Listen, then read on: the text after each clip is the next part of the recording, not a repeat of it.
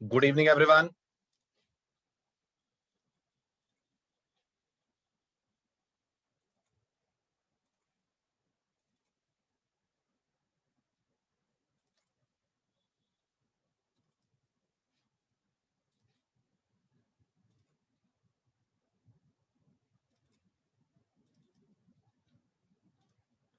चलिए बढ़ते हैं आगे। अब लास्ट लेक्चर में हीप क्रिएट करने का प्रोग्राम हम डिस्कस कर रहे थे।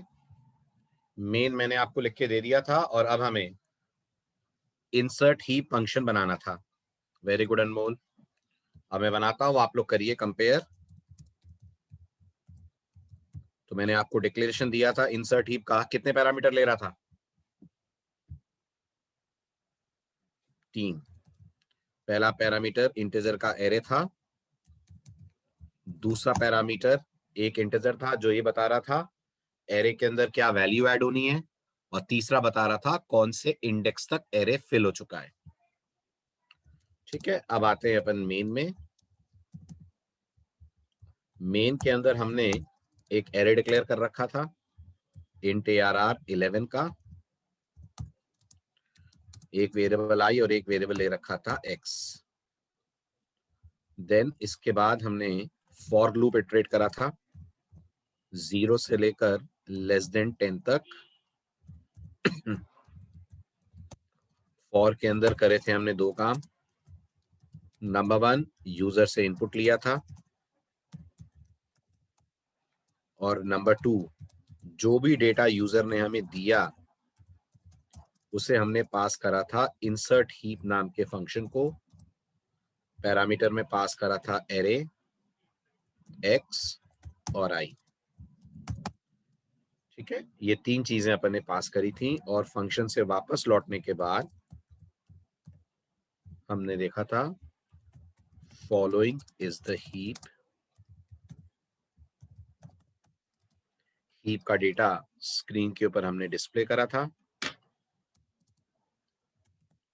यहां लिखा था for i is equals to 1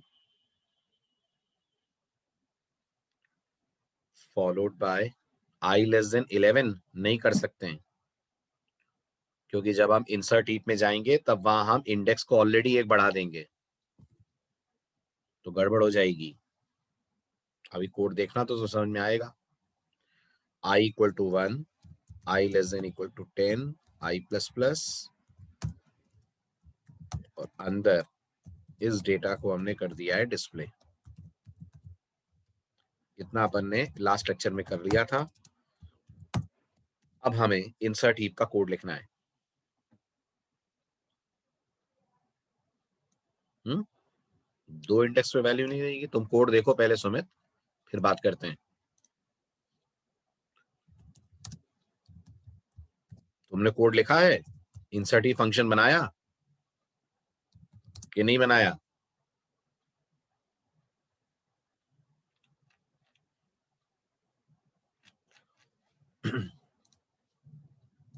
बताओ सुमित, फंक्शन बनाया है नहीं बनाया है?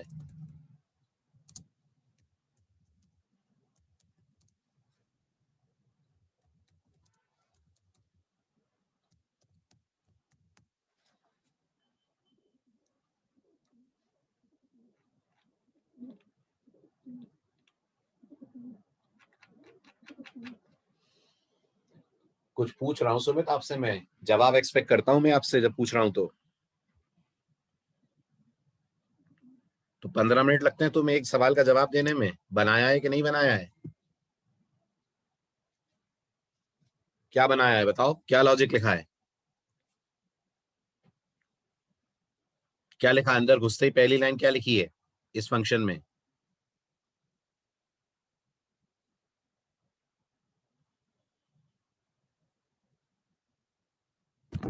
फंक्शन के अंदर आकर पहला स्टेटमेंट क्या लिखा है? जल्दी जल्दी बोलो, बनाया है तो।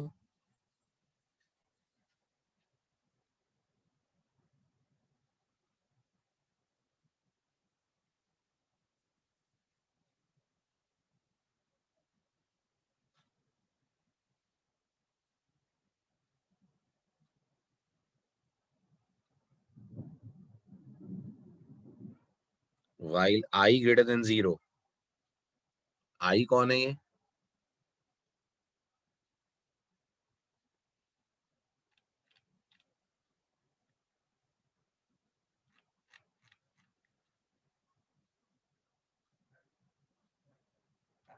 अच्छा, क्या है उसकी वैल्यू? उस वेरिएबल की क्या वैल्यू है? क्या इनिशियलाइज करा है उसमें तुमने?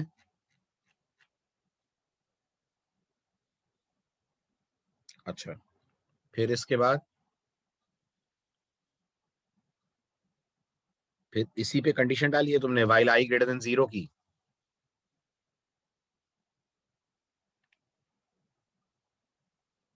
अच्छा, फिर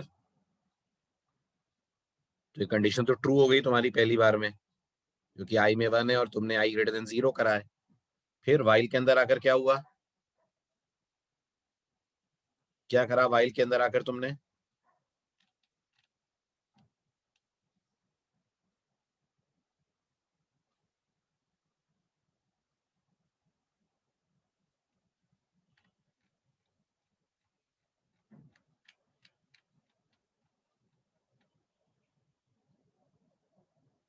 सीधे A R R i equal to x कर दिया, बिना कुछ चेक करे, बिना ये चेक करे कि डेटा बड़ा है छोटा है, सीधे।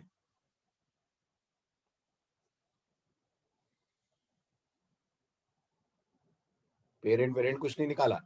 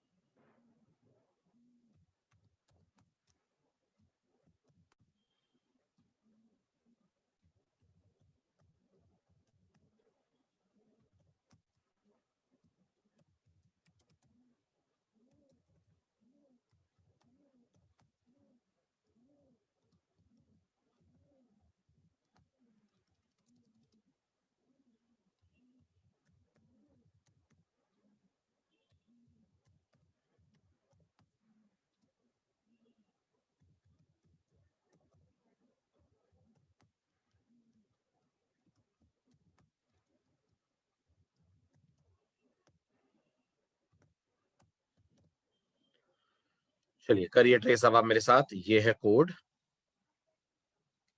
ठीक है, इमेजिन करिए ये हमारे पास एरे है,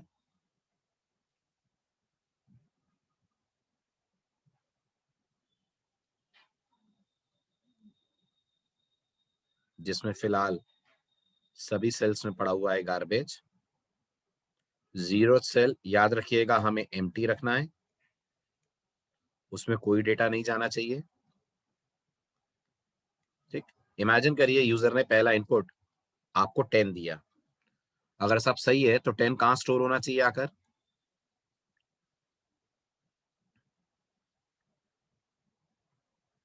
गुड, ARR1 पे होना चाहिए। चलो करो ट्रेस। जब यहां से इंसर्ट हीप कॉल होगा तो एक्स में क्या जाएगा? 10 जाएगा। आई में क्या जाएगा?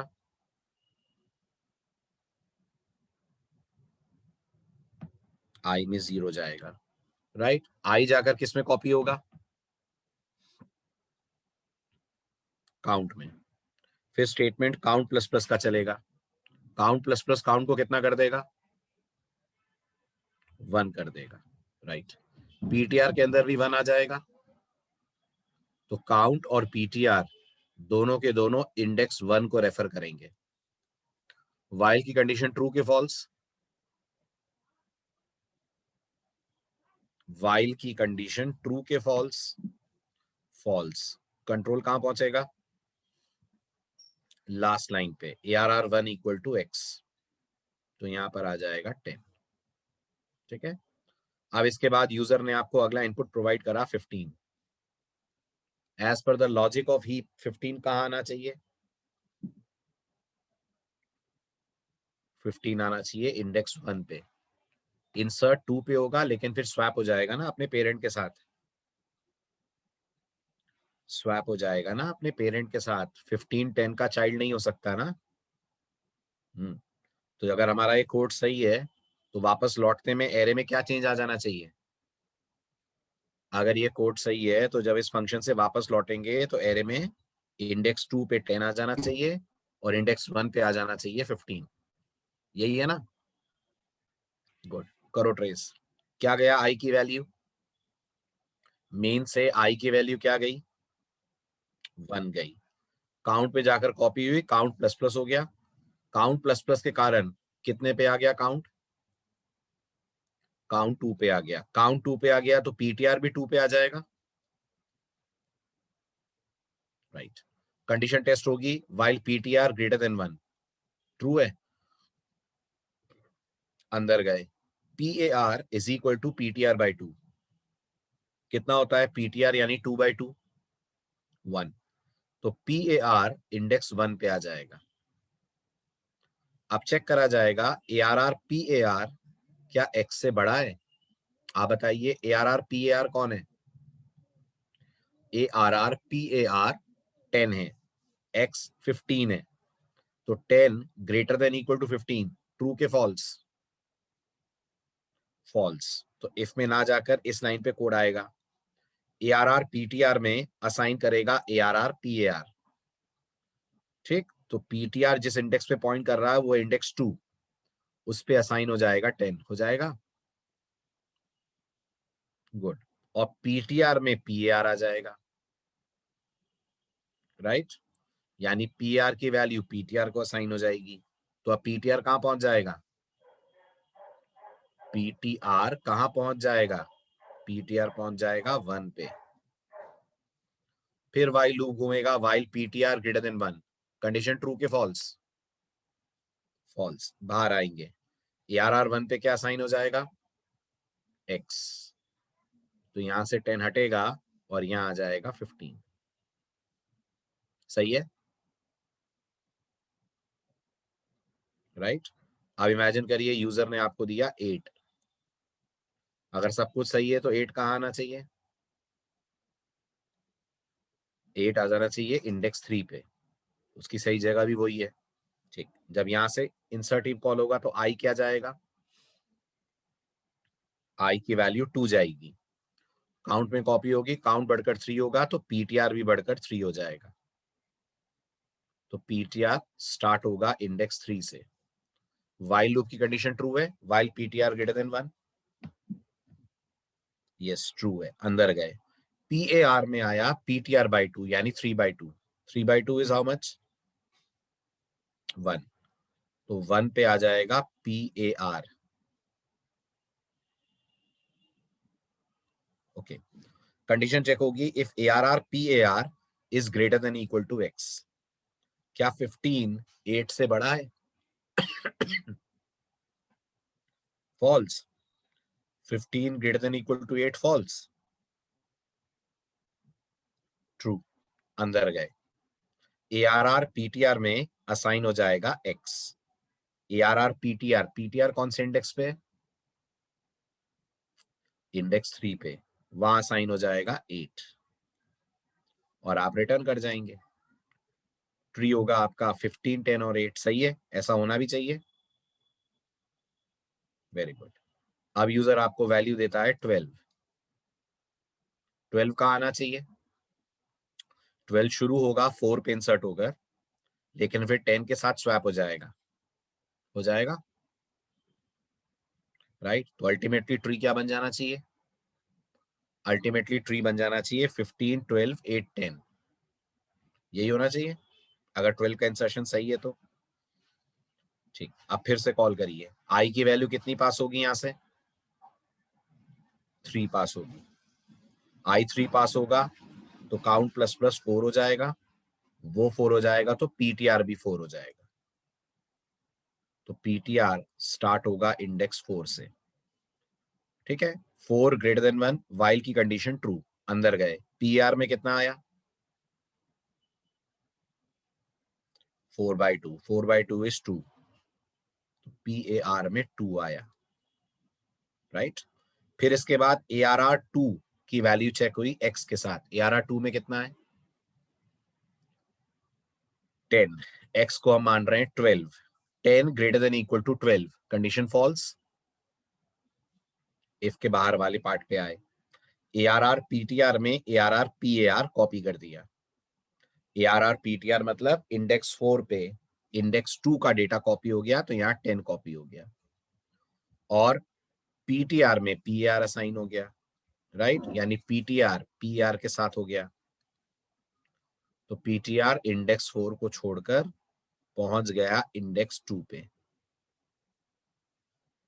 फिर से लूप इटरेट हुआ, while PTR is greater than 1, condition true है, यस, अंदर गए। PAR PTR/2 से सॉल्व हुआ, कितना आ गया PAR में? 2/2 आ गया। 2/2 कितना होता है?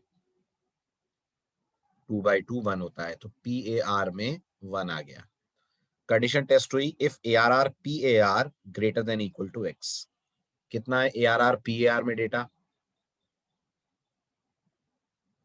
15, right. 15 greater than equal to x मतलब 15 greater than equal to 12, true है, अंदर गए। ARR PTR में x असाइन कर दिया। PTR में क्या इंडेक्स है? PTR में इंडेक्स क्या है? 2, तो इंडेक्स नंबर 2 पे x की वैल्यू है 12, वो असाइन हो गया, और यहां से आप रिटर्न हो गए। यही चाहिए भी था। ठीक है, लास्ट केस लेते हैं। अब यूजर ने आपको वैल्यू दी 21, सपोज करिए, क्या हो जाना चाहिए एरे का डेटा? सोच के जवाब दीजिए।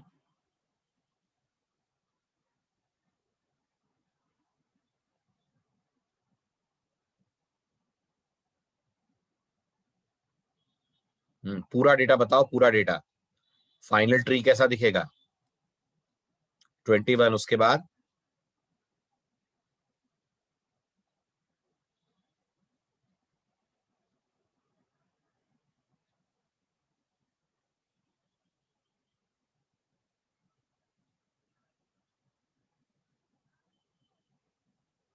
बोलो जल्दी।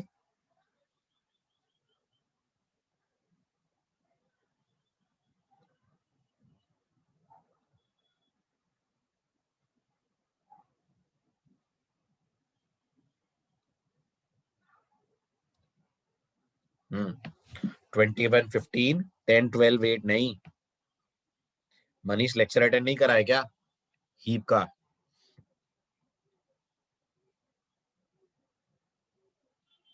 किया था, तो फिर हीप में सॉर्टिंग थोड़ी ना हो जाती है। 21 इंडेक्स 5 पे आएगा, 5/2 से उसका पेरेंट निकलेगा। कौन है 21 का पेरेंट? 21 का पेरेंट कौन है? 12। स्वैप हो जाएंगे दोनों, स्वैप हो जाएंगे, तो 12 यहां आ जाना चाहिए 5 पे, 21 चला जाएगा 2 पे। फिर 21 अपने पेरेंट से कंपेयर होगा। 21 का पेरेंट कौन है? 15। स्वैप हो जाएंगे दोनों, तो अल्टीमेटली हमारा ट्री बनना चाहिए 21 15 8 10 12, ये आना चाहिए आंसर फाइनल। समझ आ रहा है? करो ट्रेस। यहां से आई की वैल्यू कितनी जाएगी? यहां से आई की वैल्यू कितनी जाएगी? अब आई की वैल्यू जाएगी 4। आई अगर 4 जाएगा तो काउंट प्लस प्लस 5 हो जाएगा, काउंट प्लस प्लस 5 हो जाएगा, तो पीटीआर भी 5 से शुरू होगा। कंडीशन टेस्ट होगी while PTR greater than 1, true है, 5 is greater than 1, yes. PR में आएगा PTR/2, तो PAR में आएगा 5/2, 5/2 इज 2, तो PAR 2 पे आ जाएगा। कंडीशन चेक होगी, ARR PAR is greater than equal to X, तो क्या 12 ग्रेटर देन इक्वल टू 21 है? नहीं है, फॉल्स। इफ के बाहर पहुंचे, ARR PTR में ARR PAR असाइन करा, यानी एरे के 5th इंडेक्स पे एरे का 2nd इंडेक्स वाला एलिमेंट असाइन कर दिया, तो यहाँ 12 आ गया, और PTR इक्वल टू PAR हो गया, तो PTR पहुंच गया PAR के साथ। फिर लूप इटरेट हुआ, while PTR greater than 1, true है, ठीक। PAR कैलकुलेट हुआ, PAR बना 2/2, 2/2 कितना होता है? 1 होता है, इंडेक्स 1 पे आ गया PAR। कंडीशन चेक हुई, ARR PAR greater than equal to X। कौन है ARR PAR में?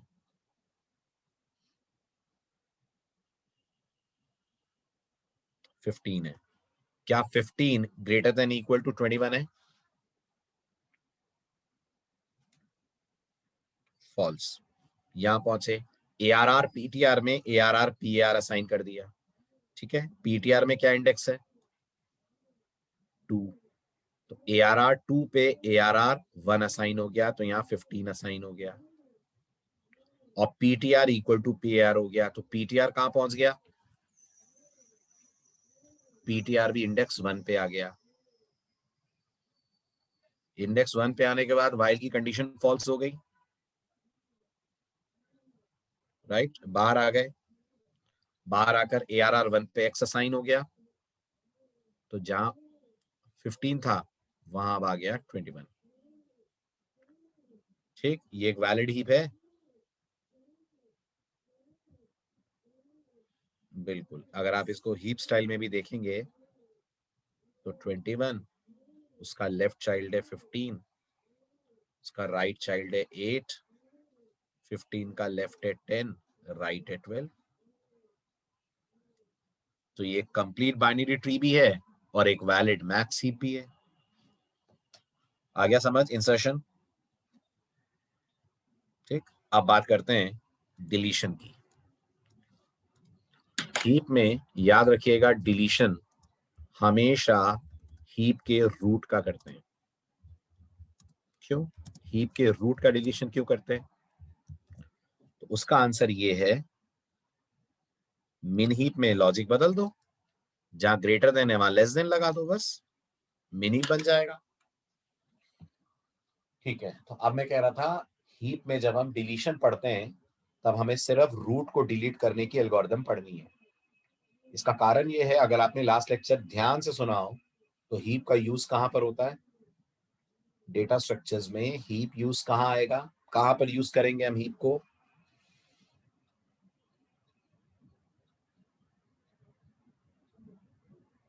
नहीं, गलत। हम हीप को यूज करेंगे हीप सॉर्ट बनाने के लिए। जब हीप सॉर्ट नाम की एल्गोरिथम इंप्लीमेंट होगी तो उसमें ये हीप लगेगा, हाँ या ना? लगेगा, और एक और जगह लगेगा। बताइए मैंने क्या नाम लिया था लास्ट लेक्चर में? दो टॉपिक ऐसे हैं डीएस में जो हीप से इंप्लीमेंट होते हैं, एक है हीप सॉर्ट और दूसरा, नहीं बेटा नहीं, दूसरा बताओ।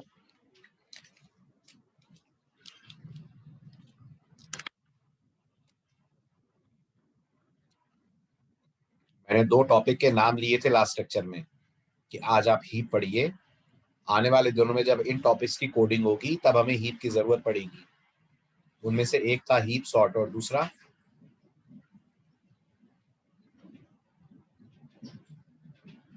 भूल गए? दूसरा था प्रायोरिटी क्यू, दूसरा था प्रायोरिटी क्यू, कहा था मैंने।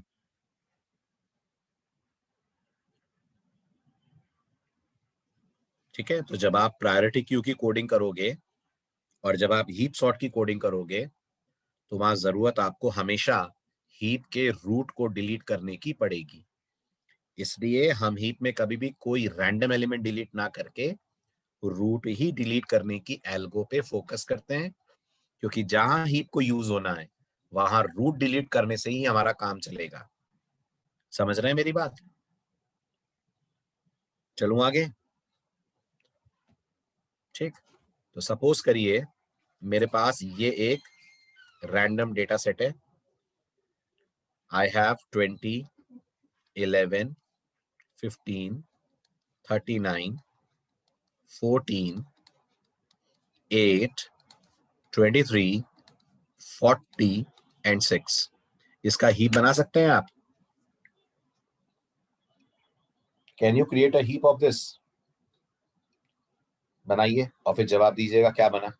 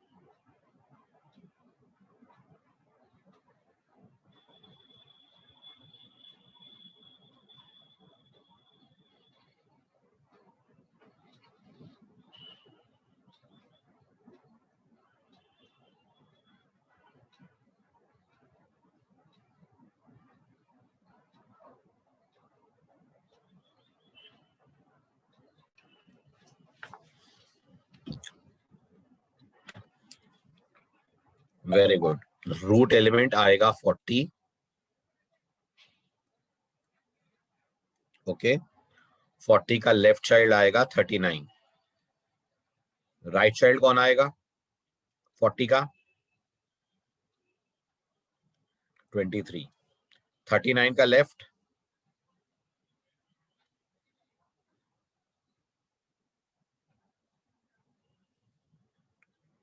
39 का लेफ्ट 20. 39 का राइट 14.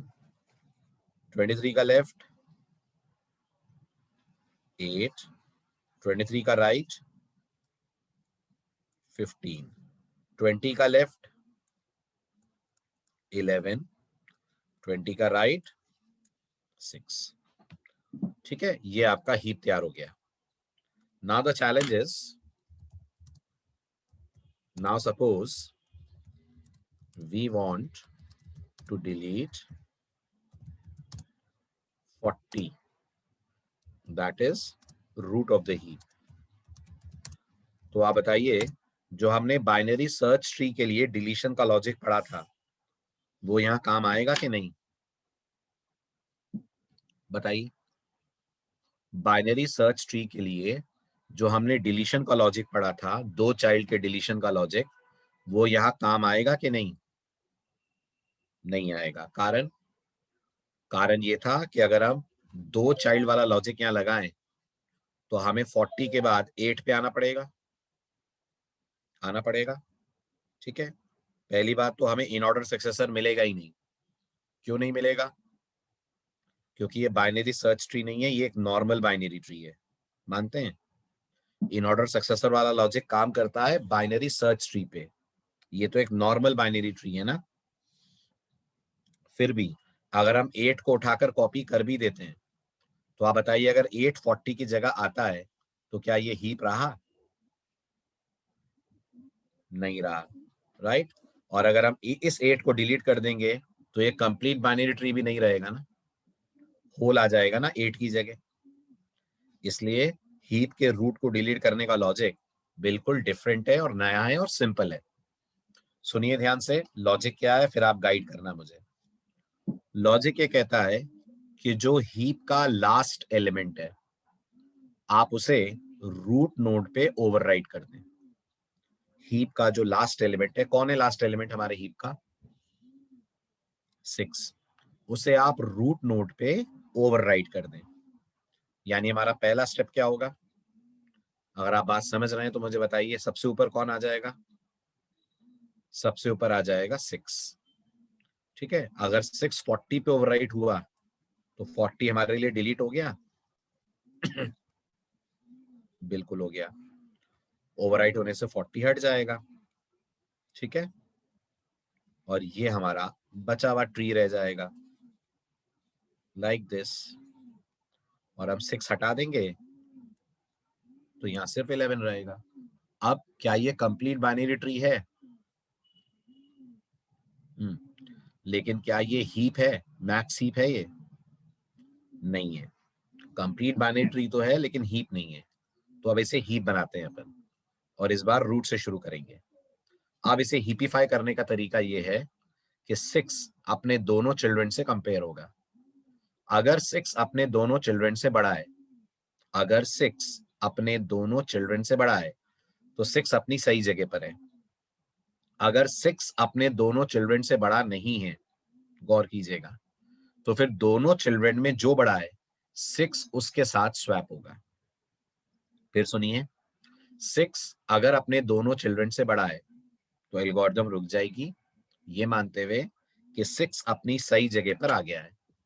लेकिन अगर 6 अपने दोनों चिल्ड्रन से बड़ा नहीं है तो एल्गोरिथम 6 के दोनों चिल्ड्रन में से जो बड़ा चाइल्ड है 6 को उसके साथ स्वैप करेगी, राइट? 6 और उसे आपस में स्वैप करेगी और फिर से चेक करेगी 6 के चिल्ड्रन। ये प्रोसेस तब तक चलता रहेगा जब तक, आप बताइए क्या ना हो जाए। ये प्रोसेस तब तक चलता रहेगा जब तक, आप बताइए क्या ना हो जाए। जब तक 6 को उसकी सही जगह ना मिल जाए। और 6 की सही जगह क्या होगी? 6 की सही जगह दो में से कोई एक जगह होगी। या तो 6 के दोनों चिल्ड्रन उससे छोटे हों, सही कह रहा हूं, या तो 6 के चिल्ड्रन उससे छोटे हों, और या 6 लीफ नोड बन जाए, या 6 लीफ नोड बन जाए। आ रही है बात समझ?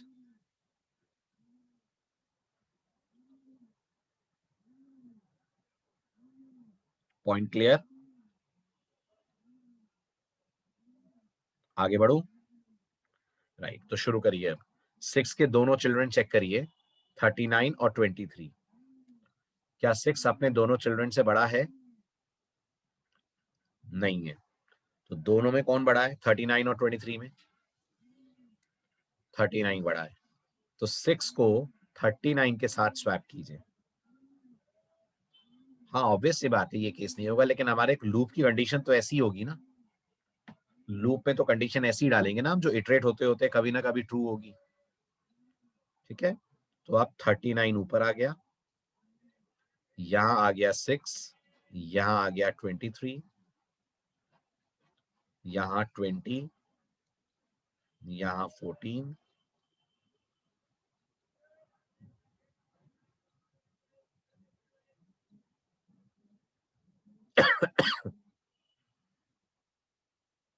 यहां हमारे पास है 8, यहां है 15 और यहां है 11।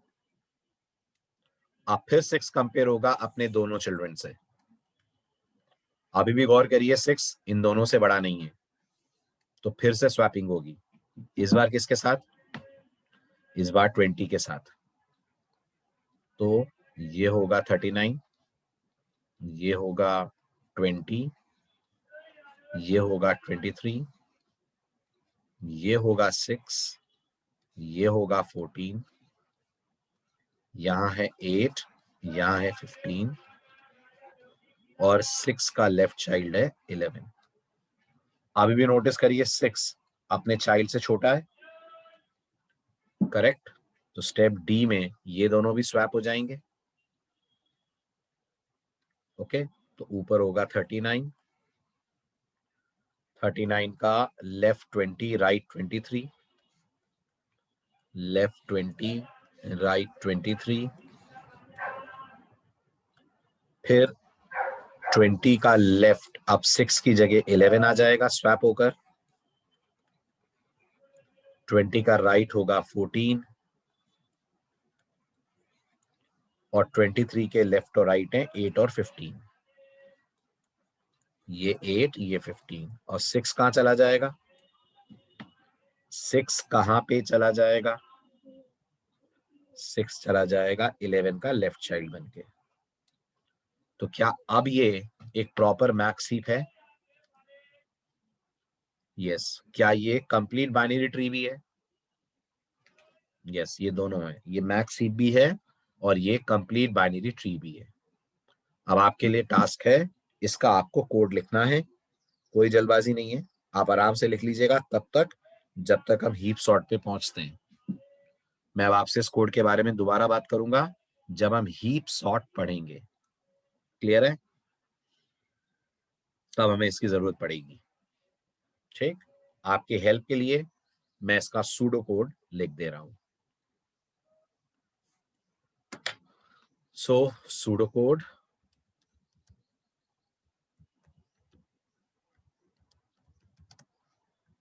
for deleting the root of the heap.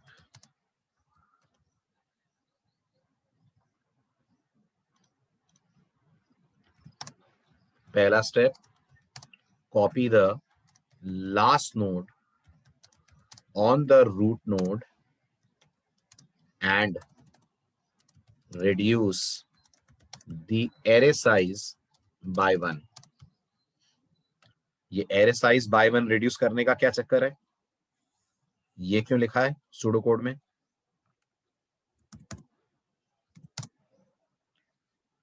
array size reduce करने की लाइन क्यों आई है सूडो कोड में?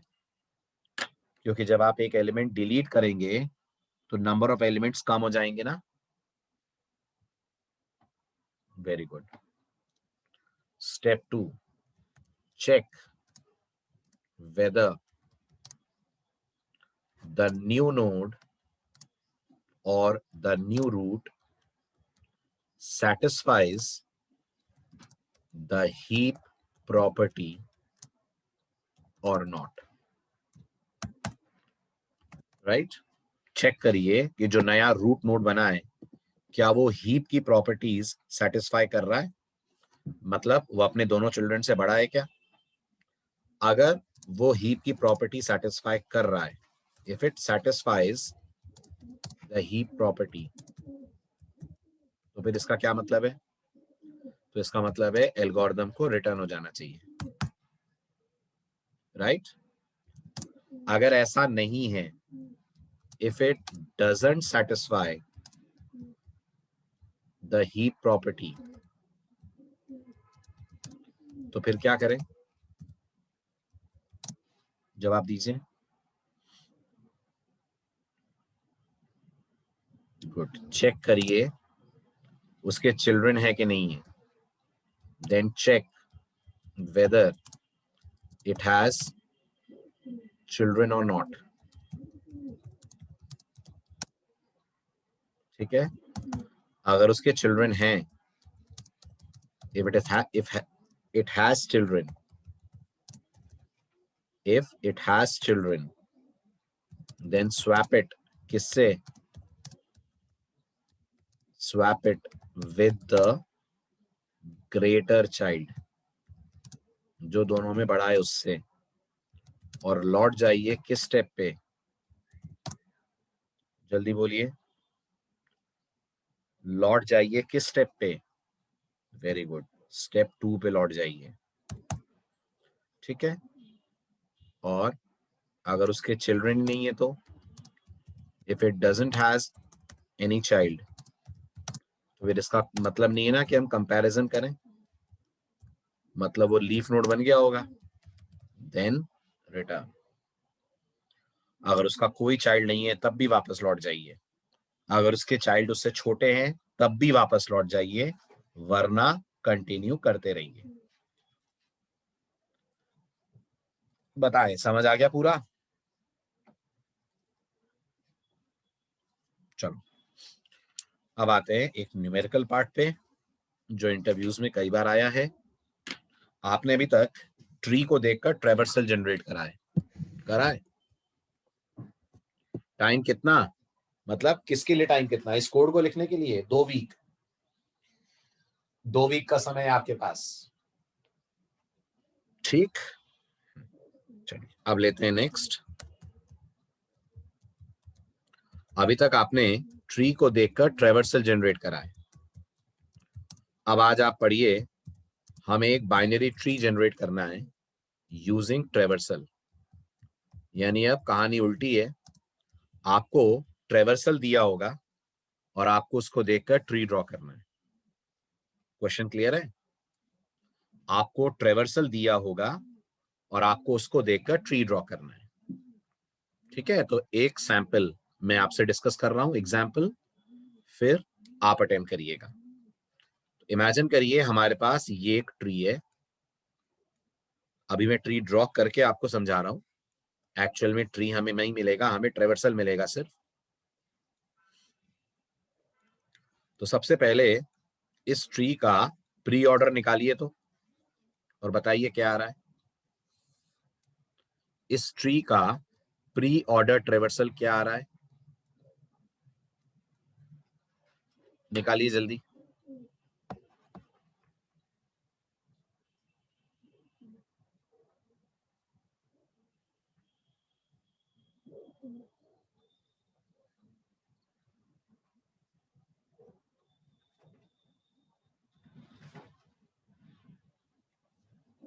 Very good. इसका प्री ऑर्डर आ रहा है A, B, D, E, C, F, जी। ठीक है, इसका इन ऑर्डर निकालिए।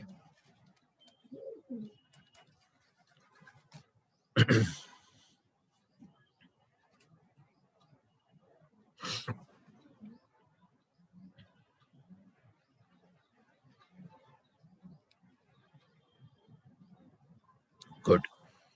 इन ऑर्डर आ रहा है डी, बी, ई, ए, एफ, सी, जी। ये इसका इन ऑर्डर ट्रेवर्सल है। गुड। अब आपको याद होगा जो प्री ऑर्डर ट्रेवर्सल है वो रूट लेफ्ट राइट के नाम से बनता है, बनता है। और जो इन ऑर्डर ट्रेवर्सल है वो बनता है लेफ्ट रूट राइट। सही कह रहा हूं? अब मैं चैलेंज आपको फिर समझा दूं। चैलेंज ये है कि आपको ट्रेवर्सल ऑर्डर दिया होगा और आपको ट्री ड्रॉ करना है इस ट्रेवर्सल को देखकर। कितने ट्रेवर्सल दिए होंगे? दिए होंगे आपको 2 ट्रेवर्सल। कौन कौन से 2? या तो दिया होगा पोस्ट ऑर्डर और इन ऑर्डर, या दिया होगा प्री ऑर्डर और इन ऑर्डर। एक इन ऑर्डर होगा, एक उसके साथ कोई और होगा। क्लियर है?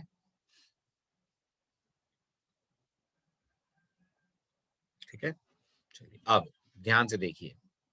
अगर हम प्री ऑर्डर की तरफ देखें तो प्री ऑर्डर कहता है वो रूट लेफ्ट राइट का ऑर्डर फॉलो करेगा। तो क्या ये गारंटी है कि इस पूरे ट्री का रूट नोड ए होगा? कैन आई से दिस? यस। तो सबसे पहले प्री ऑर्डर से आप रूट नोड चेक करके ड्रॉ कर लें। तो ये अपन ने ए ड्रॉ कर लिया। आप ढूंढिए इन ऑर्डर में ए कहां पे आ रहा है, तो पता चलेगा ए ये आ रहा है। अगर ये ए आ रहा है तो इन ऑर्डर कहता है वो लेफ्ट रूट राइट है। तो इसका मतलब ये जो 3 नोड्स आ रहे हैं ये ए के लेफ्ट चाइल्ड होंगे, और ये जो आ रहे हैं ये राइट चाइल्ड होंगे। है सही बात? बट प्रॉब्लम ये है, लेफ्ट चाइल्ड 3 तो नहीं हो सकते ना, कोई एक ही होगा ना इनमें से। डी, बी, ई सब के सब तो इसके लेफ्ट चाइल्ड नहीं होंगे ना, कोई एक ही होगा। तो वो एक कौन है ये आप प्री ऑर्डर से पूछिए। ठीक, प्री ऑर्डर में चेक करिए। प्री ऑर्डर क्या बता रहा है? बी आ रहा है अगला नोड। यहां ढूंढिए बी किधर दिख रहा है, लेफ्ट में दिख रहा है कि राइट में दिख रहा है? इन ऑर्डर में चेक करिए, लेफ्ट में दिख रहा है। तो आप ए के लेफ्ट ब्रांच के तौर पर बी को ड्रॉ करेंगे। अब फिर चेक करिए इन ऑर्डर को। बी के लेफ्ट में डी आ रहा है और बी के राइट में ई आ रहा है। इसका मतलब बी का लेफ्ट चाइल्ड कौन होगा? डी। और बी का राइट चाइल्ड कौन होगा? ठीक है, लेफ्ट ब्रांच खत्म। अब आइए राइट की तरफ। राइट में कितने नोड दिखा रहा है इन ऑर्डर ए के? इन ऑर्डर दिखा रहा है ए के राइट में 3 नोड्स हैं। पहले कौन आएगा वो प्री ऑर्डर से पूछिए। प्री ऑर्डर ने क्या बताया पहले कौन आएगा? प्री ऑर्डर ने बताया पहले सी आएगा, क्योंकि ये तो लेफ्ट ब्रांच के पार्ट थे, ये तो कंप्लीट हो गए। ठीक है, तो सी ड्रॉ कर दीजिए। अब यहां ढूंढिए सी किधर दिख रहा है? सी दिख रहा है बीच में, लेफ्ट में आ रहा है एफ और राइट में आ रहा है जी। तो यहां ड्रॉ कर दीजिए एफ, यहां ड्रॉ कर दीजिए जी। चेक करिए एक्चुअल ट्री मिल गया।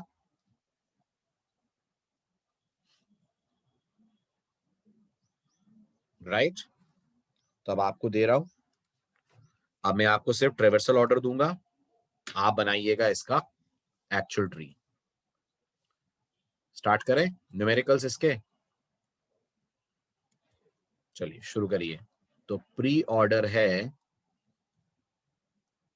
10, 5, 3, 8, 6, 20, 16, 25।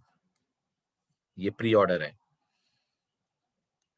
और इन ऑर्डर है 3, 5, 6, 8, 10, 16, 20 और 25। बनाइए ट्री।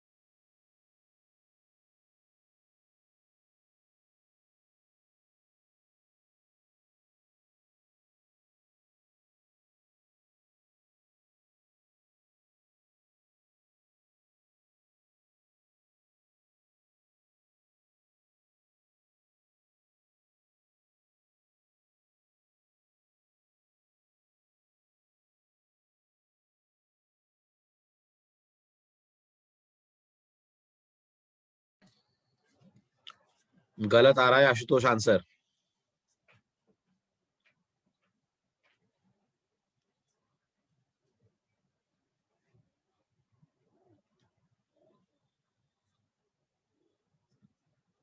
चलो मैं करता हूं डिजाइन, आप करो मैच। ठीक है, रूट नोड कौन होगा? रूट नोड 10 होगा। ठीक है, ये पूरी ब्रांच 10 के लेफ्ट में, ये पूरी ब्रांच 10 के राइट में। करेक्ट। ठीक है, अब 3, 5, 6, 8 में से पहले 5 आएगा प्री ऑर्डर के अनुसार, तो यहां 5 ड्रॉ कर दीजिए। यहां चेक करिए तो आपको एक क्लियरली दिखेगा 5 का लेफ्ट चाइल्ड 3 होगा, दिख रहा है, इन ऑर्डर बता रहा है। बट 5 के राइट में कितने नोड बता रहा है इन ऑर्डर? 2। दोनों तो आ नहीं सकते, कोई एक आएगा। तो प्री ऑर्डर की तरफ देखिए, प्री ऑर्डर क्या बता रहा है? 8। तो 5 के राइट में 8 ड्रॉ कर दीजिए। अब इन ऑर्डर में आकर चेक करिए तो आपको दिखेगा 8 के लेफ्ट में कौन आ रहा है? 6। ये लेफ्ट ब्रांच कंप्लीट हुई। राइट ब्रांच में 16, 20, 25 आ रहे हैं। पहले कौन आ रहा है प्री ऑर्डर के अनुसार? पहले 20 आ रहा है। और यहां इन ऑर्डर से क्लियरली पता चल रहा है 20 के लेफ्ट में 16 और 20 के राइट में 25 आएगा। राइट, तो यहां आ गया 16, यहां आ गया 25। करेक्ट। इस ट्री का आप प्री ऑर्डर ट्रेवर्सल चेक कर लीजिए, इन ऑर्डर चेक कर लीजिए, जो आंसर जो दिया हुआ है क्वेश्चन में ऑर्डर उससे मैच होना चाहिए। आपने 6 को बता दिया था ना 3 के बाद, आशुतोष। आपके आंसर में 6 आ रहा था सेकंड लेवल पे, जबकि 6 जाएगा थर्ड लेवल पे, राइट। चलिए next.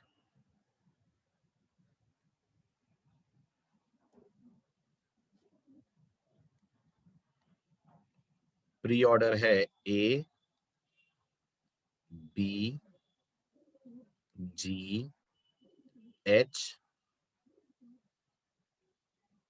Then I, C, D, E and F. और इन ऑर्डर है G, I, H, B, A, D, F, E, C. बनाइए।